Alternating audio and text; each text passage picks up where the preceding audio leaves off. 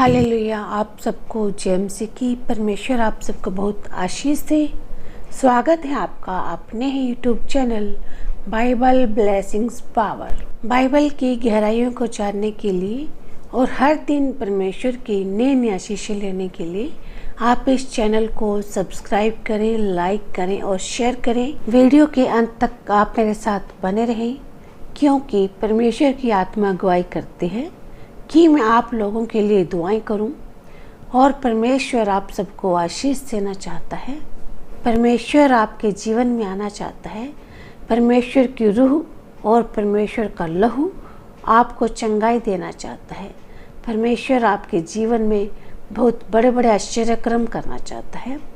जितने भी जन इस वीडियो को सुन रहे हैं, परमेश्वर उन सब को छू कर आशीष दे रहे हैं। आप इस वीडियो के सुनते सुनते ही हीलिंग महसूस करेंगे।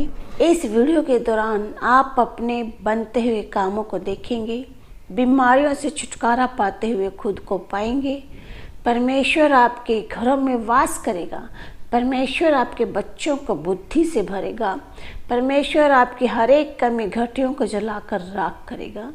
वीडियो के अंत तक आप मेरे साथ बने रहें और परमेश्वर के आश्चर्य कर्मों को महसूस करें। इस दौरान परमेश्वर आपको छूना चाहता है। जिन लड़के और लड़कियों की अभी शादी नहीं हुई है, वो इस वीडियो को पूरा देखें और अपने जीवन में बहुत बड़े बड़े आश्चर्य कर्मों को महसूस करें। परमेश्वर बहुत जल्द आपकी शादी के लिए रास्ता खोलने जा रहा है। परमेश्वर आपके जीवन में एक आत्मिक जन को लाने की आशीष आपको दे रहा है। परमेश्वर आपकी अगुवाई कर रहा है और आपके लिए एक सुयोग्य जीवन साथी परमेश्वर आपको देगा। क्योंकि जब परमेश्वर आशीष देता है तो वो आशीषें पूरी उम्र की होती हैं। परमेश्वर के द्वारा दी गई आशीषें थोड़े समय के लिए नहीं होती, बल्कि वो स्थायी होती हैं, वो परमानेंट होती हैं। इस वीडियो को पूरा देखें और उन लोगों को शेयर करें जिनकी अभी तक शादी नहीं हुई है। एक आत्मिक जन आपके जीवन में परमेश्वर कैसे जोड़ता है, परमेश्वर की क्या योजना है। आइए हम बाइबल से पढ़ते हैं। उत्पत्ति की पुस्तक 2 अध्याय 18 वचन। फिर यहोवा परमेश्वर ने कहा, आदम का अकेला रहना अच्छा नहीं, मैं उसके लिए एक ऐसा सहायक बनाऊंगा जो उससे मेल खाए। मतलब कि परमेश्वर भी चाहता है कि आदम का, वो चाहे नर हो या नारी हो, अकेला रहना अच्छा नहीं। बाइबल में क्या लिखा है कि परमेश्वर ने आदम को बनाया और उसका एक सहायक बनाया। 22 वचन में क्या लिखा है, और यहोवा परमेश्वर ने उसकी पसली को जो उसने आदम में से निकाली थी स्त्री बना दिया और उसको आदम के पास ले गया। मतलब कि परमेश्वर ने जब आदम की संरचना की तो परमेश्वर ने सोचा कि आदम का अकेला रहना अच्छा नहीं, इसका सहायक बनाया जाए। ये योजना परमेश्वर की भी है कि परमेश्वर का एक भी जन अकेला ना रहे। जब परमेश्वर ने पूरी सृष्टि को बनाया तो परमेश्वर ने आदम को भी बनाया। लेकिन परमेश्वर को क्या लगा कि आदम से मेल खाता हुआ इस दुनिया में कोई भी जीव जंतु, कोई भी प्राणी नहीं है। इसलिए उसने आदम से मेल खाता हुआ आदम का एक सहायक बनाया और आदम के अंदर से एक पसली निकाली और उसको नारी का रूप दे दिया। 23 वचन में क्या लिखा है, तब आदम ने कहा, अब यह मेरी हड्डियों में की हड्डी और मेरे मांस में का मांस है, इसलिए इसका नाम नारी होगा, क्योंकि वह नर में से निकाली गई है। मरकुस की पुस्तक 10 अध्याय 9 वचन। इसलिए जिसे परमेश्वर ने जोड़ा उसे मनुष्य अलग न करे, क्योंकि जब परमेश्वर ने नर में से नारी को बनाया तो परमेश्वर को भी ये बात महसूस हुई कि आदम को एक सहायक की ज़रूरत है। परमेश्वर भी चाहता है कि मनुष्य का अकेला रहना ठीक नहीं, इसीलिए परमेश्वर ने नर और नारी को बनाया। इन वचनों में आप पढ़ सकते हैं, जब परमेश्वर ने नर और नारी को बनाया, पूरी सृष्टि को रचा, तो परमेश्वर ने क्या कहा? फूलो फलो और इस पृथ्वी पर फैल जाओ। परमेश्वर ने उसी समय मनुष्य को आशीष दे दी थी कि आप फूलो फलो और पृथ्वी पर फैल जाओ। परमेश्वर की आशीषें उन लोगों के साथ होती है जो उसके ऊपर विश्वास रखते हैं। इफिसियों की पत्री 5 अध्याय उसका 33 वचन 5 का 33 क्या लिखा है?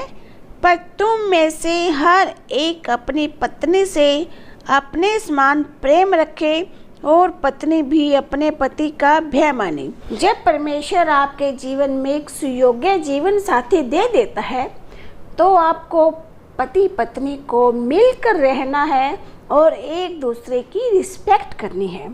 बाइबल साफ कहती है कि तुम एक दूसरे से प्रेम करो। इफिसियों की पत्री 5 के 22 में क्या लिखा है? हे पत्नियों, अपने अपने पति के ऐसे अधीन रहो जैसे प्रभु के, क्योंकि परमेश्वर द्वारा दी गई हर एक आशीष परमानेंट होती है। परमेश्वर उसको अपनी अगुवाई में चलाता है। परमेश्वर उन सब चीज़ों पर, उन सब लोगों पर आशीष देता है जो हमारे जीवन में जुड़े हुए होते हैं। इन वचनों के द्वारा परमेश्वर आप सबको आशीष दे। इस वीडियो के सुनते सुनते ही परमेश्वर आपके जीवनों में काम करना शुरू करेगा और आपके लिए एक आत्मिक जन आपके जीवन में जोड़ेगा। परमेश्वर आप सबको आशीष दे। जिन लड़के और लड़कियों की अब तक शादी नहीं हुई तो वो परमेश्वर से दुआ करें कि परमेश्वर उनको एक आत्मिक जन दे। तो परमेश्वर आपके जीवन में एक आत्मिक जन को जोड़ेगा और परमेश्वर उस पर भी आशीष देगा। आज हमने बाइबल से पढ़ा कि परमेश्वर हमें एक जीवन साथी देना चाहता है। ये परमेश्वर की योजना थी। उत्पत्ति के समय से ही परमेश्वर की सोच थी कि मैं मनुष्य को एक सहायक दूं। और परमेश्वर ने क्या किया? आदम से, नर से नारी को बनाया। आपको जिस तरह का जीवन साथी चाहिए, यदि आप परमेश्वर से एक मन होकर मांगते हैं तो परमेश्वर आपकी सोच के अनुसार आपको जीवन साथी देगा, वो चाहे लड़की हो चाहे लड़का हो। इसलिए मेरे अजीज़ों, मैं आपको एक बात बताना चाहती हूँ कि आप दुआओं में जो भी मांगते हैं परमेश्वर हमें वो सब देता है। परमेश्वर की आत्मा ने अगुवाई किया कि आज मैं उन बच्चों के लिए दुआएं करूं जिनकी शादी होने में अभी देरी है, किन्हीं कारणों की वजह से जिनकी शादी नहीं हो पा रही है। परमेश्वर ने आदम को अकेला नहीं छोड़ा, बल्कि नारी के रूप में उसको एक सहायक दिया और स्त्री को भी उसका पति के रूप में उसको एक सहायक दिया। इन वचनों के द्वारा परमेश्वर आप सबको आशीष दे। आइए हम दुआ करते हैं। ऐ ज़मीन और आसमान के मालिक प्रभु यीशु जी, हम आपके पवित्र चरणों में आते हैं। खुदावंदा परमेश्वर, आज हम दुआ करते हैं प्रभु जी, उन लड़के और लड़कियों को आशीष दे जिनकी अभी शादी नहीं हो पाई है। परमेश्वर, उनके जीवन से बंधन टूट जाए मेरे बाप आसमानी। उन सब रुकावटों को तोड़ दे मेरे बाप आसमानी। उनको एक सुयोग्य जीवन साथी दे प्रभु जी। आज मैं उन लोगों के लिए दुआ करती हूँ परमेश्वर जिनके पथरी है, उनकी पथरियों को पिघला कर ख़त्म कर मेरे बाप आसमानी। जिन्हें सर्वाइकल है प्रभु जी, उनके सर्वाइकल को दूर कर जिन्हें ब्रेन ट्यूमर है प्रभु जी, उनके ब्रेन ट्यूमर को जलाकर रख कर मेरे बाप आसमान। जिन लोगों के सिर में दर्द रहता है प्रभु जी, उनके सिर के दर्द से उनको छुटकारा दे प्रभु जी। जिन्हें हार्ट अटैक की समस्या है परमेश्वर, जिनके हृदय में समस्या है प्रभु जी, उनको नया हृदय दे मेरे बाप आसमानी। तेरा कलाम कहता है कि मैं तुम्हें नया हृदय दूंगा। पिता परमेश्वर उन बहनों का आशीष दे जिनके बच्चा नहीं है, उनकी कोख को छूकर ब्लेस कर परमेश्वर, उन्हें बच्चे की आशीष दे प्रभु जी। जिन लोगों को फाइनेंशियल प्रॉब्लम है प्रभु जी, जिनके ऊपर कर्ज का बोझ है परमेश्वर, खुदावंदा यीशु जी, उनके कर्ज के बोझ से उनको छुटकारा दे परमेश्वर, उनकी फाइनेंशियल प्रॉब्लम को दूर कर। उन लोगों को भी आशीष दे परमेश्वर जो इस वीडियो को देख रहे हैं और इस चैनल को सब्सक्राइब कर रहे हैं, इस चैनल को शेयर कर रहे हैं परमेश्वर, इन वीडियो को लाइक कर रहे हैं मेरे प्रभु जी, क्योंकि ये लोग आपके नाम को महिमा जलाल दे रहे हैं परमेश्वर, ये आपके नाम को ऊंचा उठा रहे हैं मेरे प्रभु जी।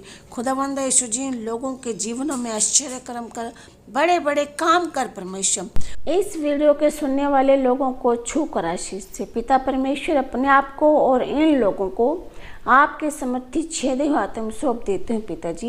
एक एक जन को ब्लेस कर खुदावंद यीशु जी। पिता परमेश्वर आपके समर्थी नाम से मांगते हैं खुदावंदा, छोटी सी दुआ को सुन और ग्रहण कर। उद्धार करता प्रभु यीशु मसीह के नाम से मांगते हैं, आमीन। हालेलुया। इन वचनों के द्वारा और इन दुआओं के द्वारा परमेश्वर आप सबको आशीष दे।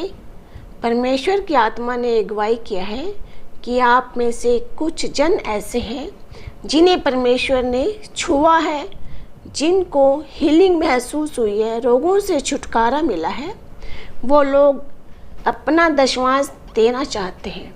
जो लोग अपनी इच्छा से दशमांश देना चाहते हैं, परमेश्वर के भवन में दान देना चाहते हैं, आप इस QR कोड पर दान दे सकते हैं।